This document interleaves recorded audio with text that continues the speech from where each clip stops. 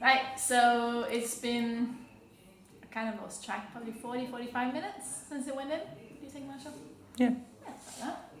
And these cakes are ready to come out.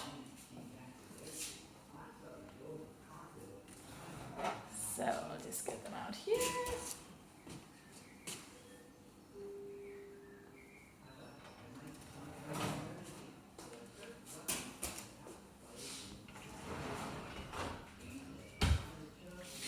And with my cake skewer, it's gonna always poke it in at the thickest part of your cake.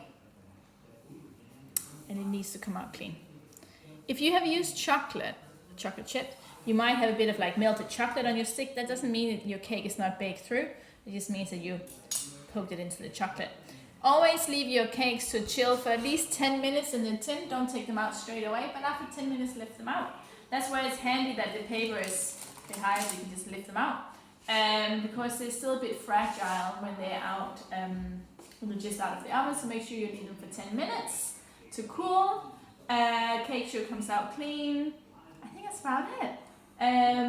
They probably need to cool for 20 minutes before we have them with a cup of coffee. It's gonna be delicious.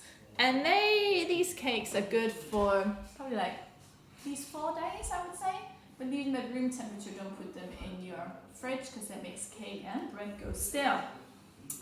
For next Sunday, I've already had a good think about what we're making. I haven't told Marshall, but I made up my mind, I think.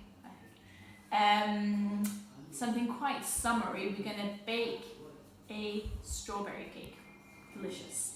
So like a cake base with like almonds and then some mascarpone cream and then strawberries on top. Yum. And that's at least the plan for now for next week. So if you have any questions, just put them here on Instagram.